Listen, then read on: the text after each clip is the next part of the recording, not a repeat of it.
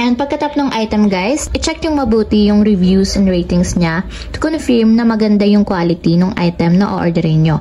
And much better guys na tumingin kayo ng mga exact picture ng item. So dito nyo lang naman siya makikita guys. And kung nakita nyo namang okay yung item, tap na natin guys dito yung add to cart. So tap natin yung add to cart.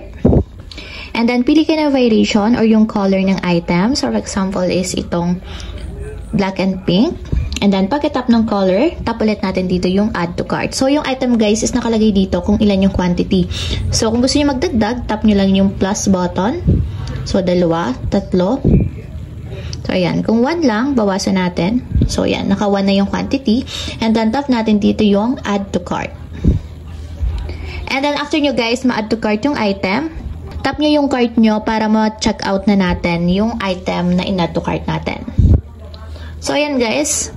Para ma-check out yung item na gusto nyo, lagyan nyo lang ng checkmark yung nasa left side niya katulad nito. So, make sure na may checkmark siyan to confirm na yun yung iti-check out ninyo katulad nito. So, ayan guys, ito yung total na babayaran ninyo nasa baba, 296. So, kapag okay na guys, ito yung item, tap na natin dito yung check out. So, ayan guys, ito na yung ating checkout details. So, para magamit natin yung credit card sa payment method, ang gagawin nyo lang guys, punta kayo dito sa section ng payment methods. And hanapin nyo guys dito yung card. Kung makikita nyo, ito yung card. So, pwede tayong mag-add dito ng credit or debit card. So, tap lang natin yung add a new card. So, dito guys, lagay nyo lang yung information ng inyong credit card kung credit card yung ilalagay ninyo. So, dito guys, lagay nyo lang yung card number, expiration date, CVV number, and then, double check nyo yung billing address. So, lagay na natin guys yung card number ng ating credit card. And then, after nyo malagay yung card number guys, lagay nyo lang yung expiration date. So, makikita din siya sa inyong card details. So, lagay nyo yung month and year. So, after sa expiration date guys, lagay nyo yung CVV number. So, yung CVV number guys is makikita sa likod ng inyong credit card. So, yun yung katabi ng inyong signature na nasa right side. So, lagay lang natin. So, okay na guys. After nyo malagay yung card number, expiration date, and then CVV number, confirm nyo yung billing address.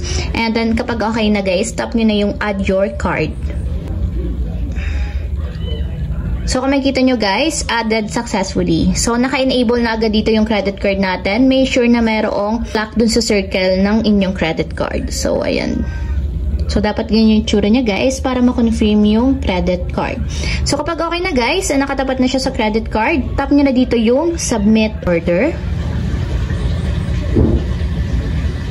And ayan guys, payment processing. So, nagpa-process na yung ating payment through credit card. So, payment successfully na siya.